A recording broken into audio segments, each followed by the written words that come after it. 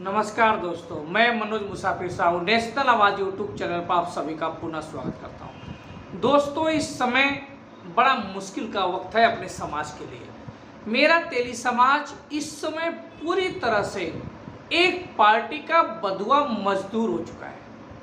और जब बंधुआ मजदूर हो जाता है तो उसका दिमाग सन्न हो जाता है, सुन्न हो जाता है, कुछ उसे दिखाई नहीं पड़ता।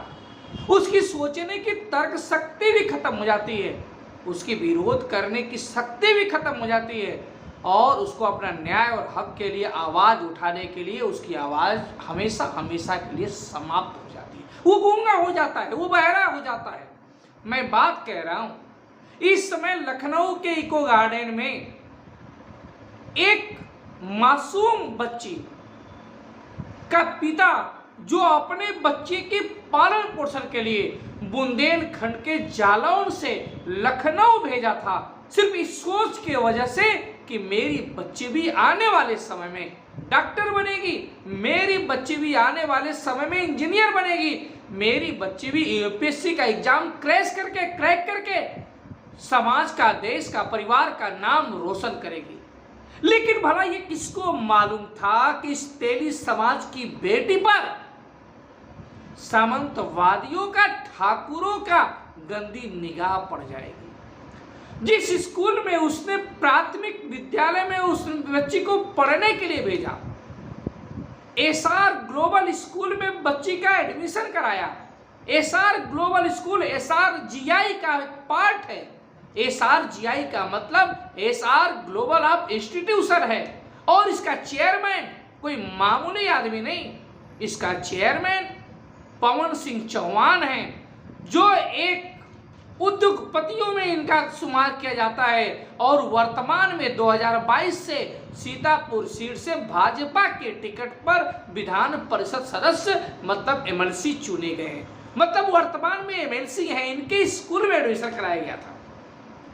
अब होता क्या है कि बच्ची की डेथ हो जाती है, हत्या हो जाती है कहिए, और जब डेथ हो जाती है तो प्रशासन, स्कूल प्रशासन बच्ची के पिता जसराम राठौर को फोन करता है। जसराम राठौर आते हैं और आकर उन्हें बताया जाता है कि आपकी बच्ची छत से गिरने की वजह से इसकी डेथ हो गई। लेकिन जब पोस्टमार्टम रिपोर्ट होती है और पोस्टमार्टम रिपोर्ट के अनुसार जसराम राठौर को अपनी बेटी की हत्या का शक जाहिर करते हैं। सिर्फ हत्या ही नहीं बल्कि वो मानते हैं कि मेरी बेटी के साथ दुष्कर्म करने के बाद हत्या की गई है, रेप करने के बाद हत्या की गई है। और स्कूल प्रशासन कह रहा है, पवन सिंह चौहान साहब कह रहे हैं, भाजपा के एमएलसी साहब कह रहे हैं कि ऐसा कुछ नहीं है। तो एक तरफ स्कूल प्रशासन कह रहा है कि ऐसा कुछ नहीं है और एक तरफ बच्ची का पिता कह रहा है कि ऐसा ही है। तो ये दूध का दूध पानी का पानी कब होगा? जब इसकी सरकार की तरफ से एक अच्छी जांच कमेटी से जांच कराई जाए। अच्छी जांच कराने के लिए ही पिता जसराम राठौर जो तेली समाज के हैं दर दर की ठोकरें खा रहे हैं। कभी मुख्यमंत्री आवास पे जाते हैं, तो कभी राज्यपाल के आवास पे जाते हैं, तो कभी प्रधानमंत्री को पत्र लिखते हैं, तो कभी यहाँ के यूपी डीजीपी के फोन एड्रेस पे उसके पत्र लिखते हैं, तो कभी उप मुख्यमंत्रियों को पत्र लिखते हैं। लेकिन हमेशा हर चौखट से उन्हें निराशा ही हाथ लगती है और अपमान का घूंट पीना पड़ता है। लेकिन ये पिता भी एक अलग किस्म की मिट्टी से बना है। ये हार नहीं मान रहा। हार मानने के बजाय लगातार एफआईआर दर्ज करने के साथ साथ ये मांग कर रहा है कि इसकी सीबीआई से जांच की जाए और सीबीआई से जांच करके इनके मेरी बेटी के हत्यारों को उस कड़ी से कड़ी सजा दी जाए। लेकिन आखिर में जांच कमेटी कौन बैठाए? सरकार बैठाएगी तो सरकार किसकी सुनेगी? एक तेली जाति के पिता की या एक बाबू साहब एमएलसी साहब की? किसकी सुनेगी? अब अपने समाज के तमाम संगठन हैं, अपने समाज की सरकार में विधायक भी हैं, मंत्री भी हैं, सांसद भी हैं, लेकिन किसी के पास इतना फुर्सत नहीं है कि वो जाएं और जाकर उस पिता की आवाज में आवाज मिलाकर सरकार के पास पहुंचाएं कि जिस प्रकार से ये सरकार कहती है बेटी बचाओ बेटी पढ़ाओ, बेटी संरक्षण का नारा देती है, नारी शक्ति का नारा देती है, नारी सशक्तिकरण का नारा देती है, तो ठीक उसी प्रकार से इस बच्ची प्रिया राठौर का भी न्याय मिलना चाहिए। बच्ची को न्याय दिलाने के लिए जो पिता जसराम राठौर हैं, उनके त्याग को समझते हुए, उनके कष्ट को, उनकी वेदना को, उनके दुख को, उनके दर्द को समझते हुए सरकार को निश्चित रूप से जांच कमेटी बैठाकर उसके अपराधियों को निश्चित रूप से कड़ी सजा दिलाए, चाहे वो कितने भी राजनीतिक रसूख का क्यों ही व्यक्ति हो।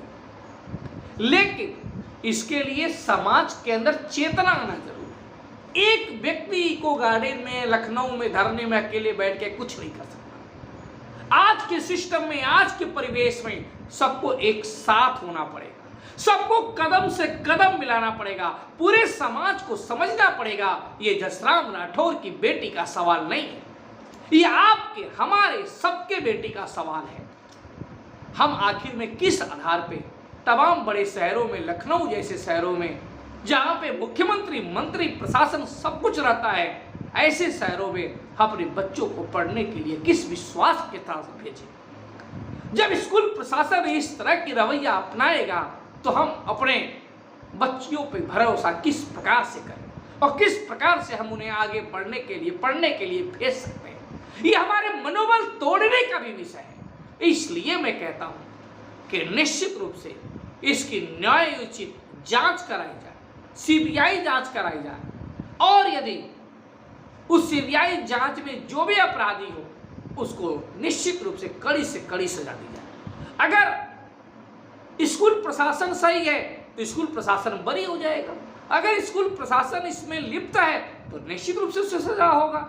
लेकिन ये क्या सही है क्या गलत है, ये जांच का ही विषय बिंदु है। इसलिए सरकार से निवेदन है कि जांच जरूर कराए, सीबीआई जांच कराए और पिता जसराम राठौर की वेदना को, करुणा को समझने का प्रयास करें, इस पूरे समाज की वेदना को समझने का प्रयास करें। और मैं अपने समाज के लोगों को भी बार बार आग्रह करता हूं, मैं बार बार चेतावनी करता हूं, आपस में यूनाइट होने का समय है दोस्तों। मैं बार बार कहता हूं कि आपके समाज से विधायक, सांसद, मंत्री कुछ नहीं कर सकता। आप एक नहीं 4 विधायक, सांसद, मंत्री बना लीजिए, वो विधायक, सांसद, मंत्री आपके समाज का नहीं होता, वो पार्टी का बंधुआ मजदूर होता है।